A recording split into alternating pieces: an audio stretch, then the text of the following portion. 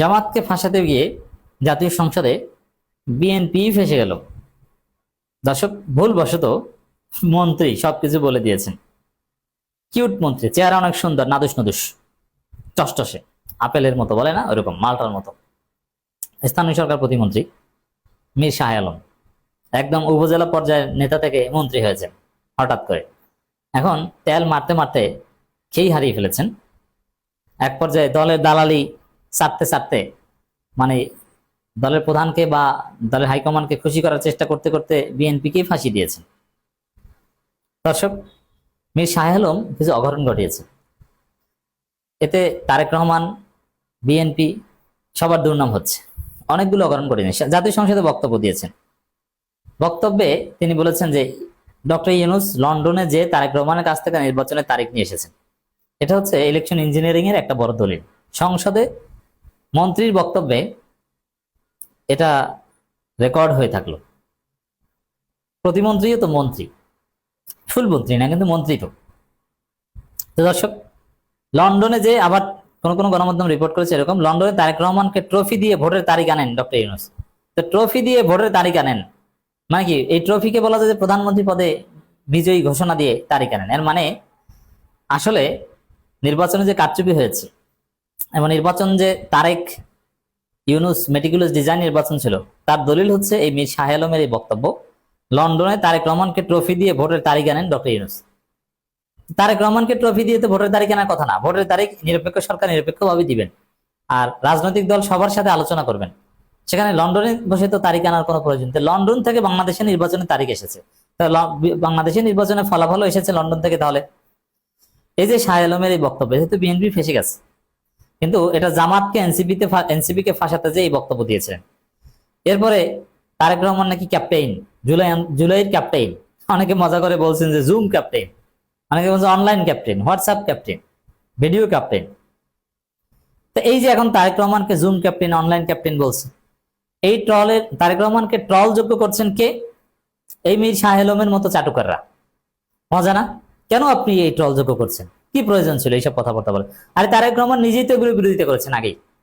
তিনি বিবিসি বাংলার সাথে বিবিসির সাথে সাক্ষাৎকার অনেক আগেই বলেছেন যে না, আমি মাস্টারমাইন্ড টেস্টারমাইন্ড এগুলো কিছু না, মাস্টারমাইন্ড জনগণ। কিন্তু তাকে ক্যাপ্টেন বানায়, মাস্টারমাইন্ড বানায়, অমুক বানায়, তমুক বানায়। অথচ তিনি যে দেশেই ছিলেন না, যার ফলে মানুষ এখন তাকে জুম ক্যাপ্টেন বলছে এবং নানানভাবে তাকে তুচ্ছ-তাচ্ছিল্য করছে তারেক রহমানকে। এমন ভাবে জুলাই এবং তারেক রহমানকে নিয়ে চর্চা হচ্ছে মীর শাহ আলমের এই তেলমারা বক্তব্যের কারণে। তারেক রহমানের অবদান যতটুকু মানুষ মনে করতো ততটুকু এখন মনে করবে না।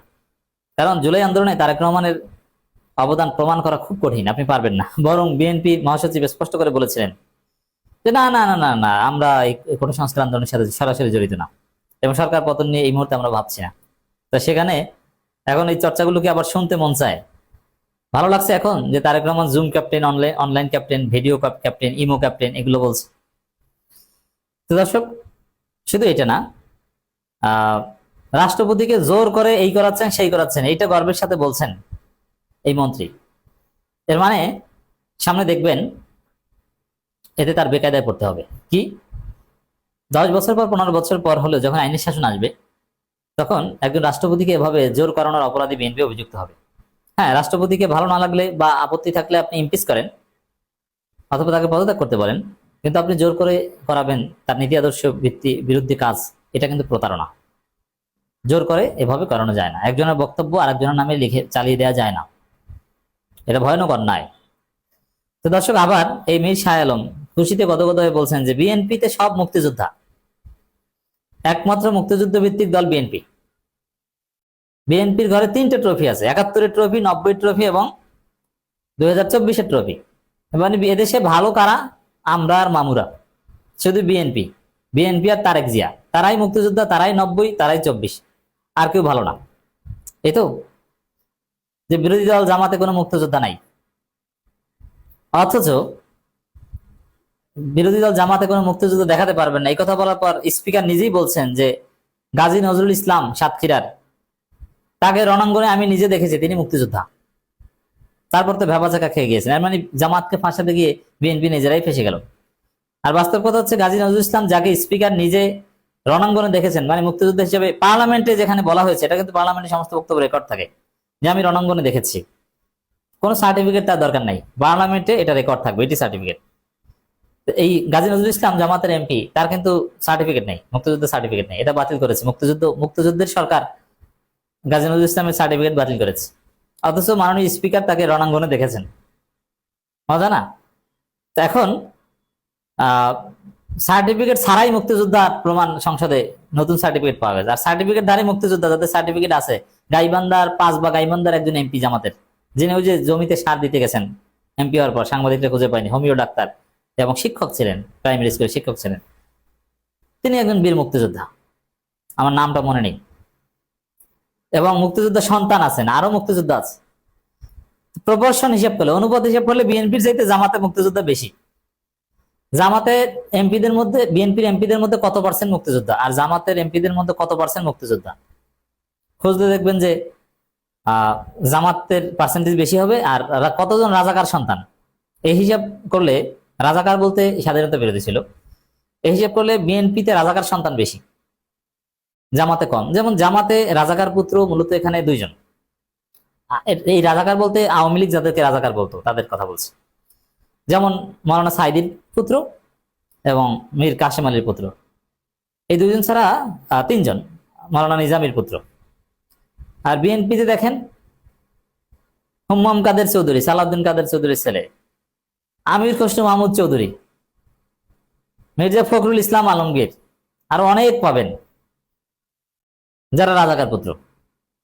অতএব এই জায়গায় তো বিএনপি আরো এগিয়ে। জামাতে তো মুক্তিযোদ্ধার হারও হয়তো এখন বিএনপির চাইতে বেশি, আবার বিএনপিতে রাজাকার পুত্র, রাজাকারের বংশধরের হার আরো বেশি। তো বিএনপিকে ফাঁসাতে গেছেন, কেমন লাগে এখন? তো জামাতের আরো যারা মুক্তিযোদ্ধা আছে, তারা সংসদে ফ্লোর পাক, তখন তারা বলবেন আশা করি যে আমি মুক্তিযোদ্ধা, সার্টিফিকেট ধারী মুক্তিযোদ্ধা। বিধি অন্তর্বর্তী সরকারের প্রধান ডক্টর মোহাম্মদ ইউনূস লন্ডনে গিয়ে বর্তমান প্রধানমন্ত্রী তারেক রহমান কাছে জুলাই আগস্ট আন্দোলনের ট্রফি দিয়ে নির্বাচনের তারিখ নিয়ে আসেন বলে সংসদে বৈঠকে দাবি করেছেন স্থানীয় সরকার প্রতিমন্ত্রী মীর শাহ আলম। সংসদে রাষ্ট্রপতির ভাষণের উপর ধন্যবাদ প্রস্তাবে আলোচনায় অংশ নিয়ে এসব কথা বলেন। এর আগে সকাল 10:30টায় স্পিকার হাফিজউদ্দিন আহমেদ সভাপতিত্বে বৈঠক শুরু হয়। এখানে একটা বিষয় স্পষ্ট যে একটা পাতানো নির্বাচনের মাধ্যমে তারেক রহমান জিতেছে, যেই খেলা পাতানো হয়েছে লন্ডনে বসে, এটার এক প্রকার স্বীকারোক্তি আমরা পেলাম।